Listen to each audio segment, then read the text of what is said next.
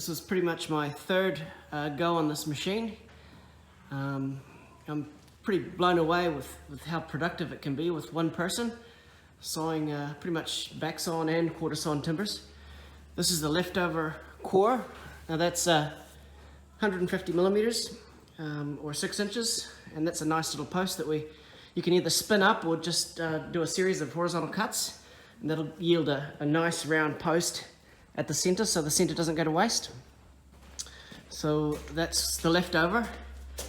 You can lower this unit and resaw it once again, just as an ordinary log deck, but I'm just going to keep those posts. I'm probably going to need them later on. So you would have noticed at the very top of the log we took some 6x1 flat sawn timbers, so that's what we got around the outside perimeter of the log. And then we've got a stack load of fillets here, so you can use them as fillets. And here's the net result of all the quarter sawn 4x1s.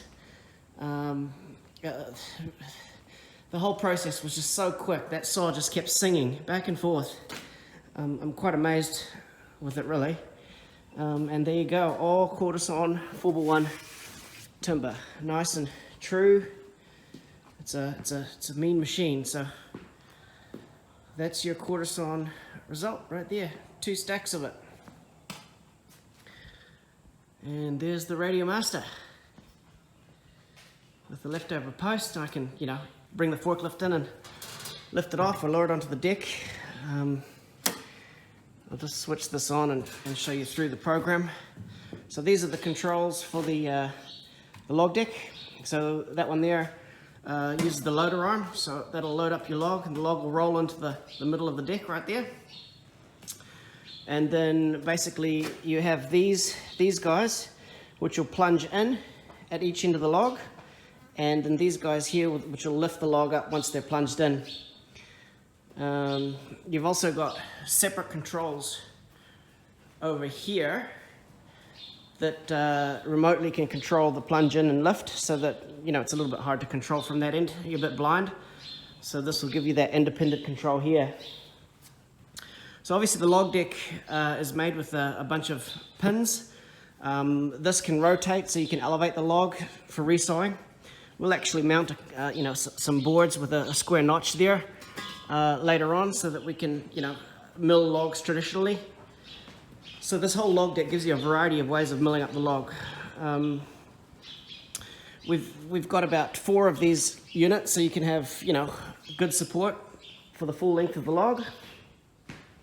These ends slide in and out depending on the length of your log, so they're just tractor pins. They don't take long to pop in, pop out. We've got our new aluminium beam up there, which is deep section. The automatic, the M10, M8 and M12 use a slightly larger beam, but this is the M6, which will sell standard with the Radial Master.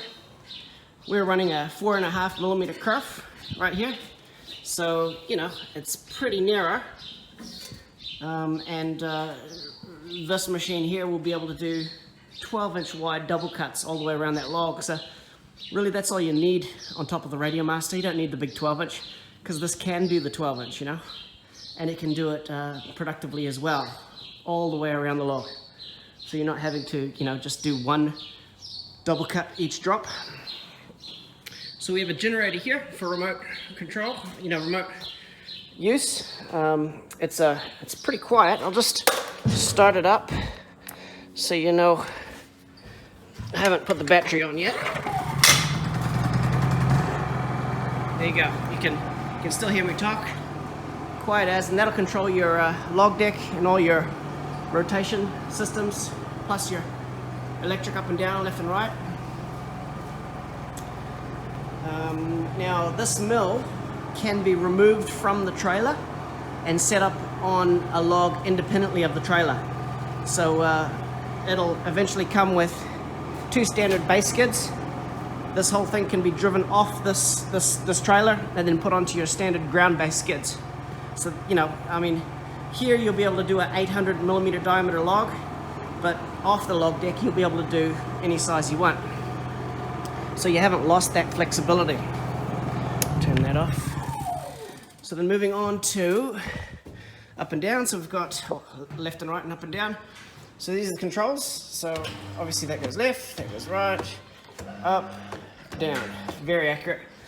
Then we have our computer system here.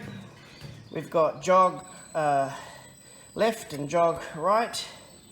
So that'll rotate the log manually, and then you can reset that position wherever you end up. So then you've got radial sawing. Now here you just measure from the hub to the outside diameter of the log, and let's say it's 100 millimeters or 150. Enter, and you want 100 wide board width at the top, and say 100 depth. Oh, clear back. Enter, and then calculate, and that'll tell you that it'll rotate that log 7 times. So once that log's rotated and the top's taken off, then you can start. You lower the mill and then start into your boards. So that's radial sawing, and that'll do both quarter sawing and back sawing.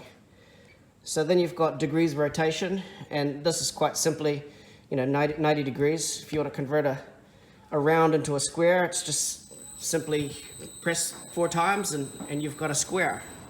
So it's a very productive scrag style machine as well. The less movements, the more production you get out of the machine. So not having to size all the time or rotate logs and so on, that's time. So here you just rotate 90 degrees, cut a face, rotate 90 degrees, cut a face until you end up with a square. What's neat is then you can go to 45 degrees, enter, and then you can chamfer the edges of your beam. And what's neat again is when you've dried your beams or rounds or whatever you're working with, you can put them back onto the Radial Master, put the planer on the machine, the planer blade, and then surface all your beams like an efficient planer. So lots of things. The imagination just goes wild with what you can do with this thing. So if you go back, so then we have taper boards. So that one there, this is when you want tapered boards. Basically, as you rotate, you'll cut a board. Clapboards, weather boards. So hub to edge 150, board width 25, and then it just moves you 25 millimeters. Hang on, I just forgot to calculate. There you go. Move. So there you go. So each rotation would be a weatherboard. You can also do radial weatherboards, and that is leaving the live edge on the outside of your log, plunging into the core. So in that case, you'd move the blade into the log, plunge in, drive forward, plunge out, come back, rotate, plunge in, drive forward, plunge out, rotate, and so on, all the way around. At the very end, you remove the log and you chainsaw the ends off, and then you're revealed with all these live edge tapered boards. So that's what that is. Then you have lathe mode, and that's quite simply, increase your speed to 100%, and that's rotation. So you can do all sorts of stuff like the Roman architectural stuff, hexagons.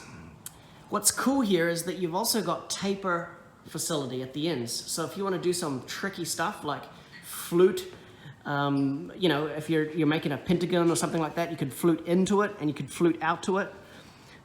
So you can do some seriously cool stuff there. Log homes, all you do is you take off the top face, rotate 180 degrees, take off the other face, and then you can plunge in to give you a female effect on the top face, and then cut both sides, leaving a male on the other side of the face. So effectively, you could pretty much do log homes pretty easy with this thing.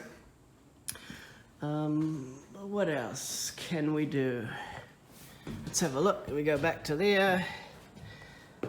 So then we have this little main switch here, and that switches it to your hydraulic. So, and that's power on and stop. Go back. So very simple system, but man, it really works. So there you go. The first of its kind, the Radial Master. And we'll be making videos every week, doing something a little bit different. One other thing. slabs. This will be able to take the top off the log, or getting to the center of the log. You can leave a big chunk in the middle, flip it 180 degrees, and you've got a slab up to 800 millimeters wide with every log. So you've got that as well. Thanks for listening.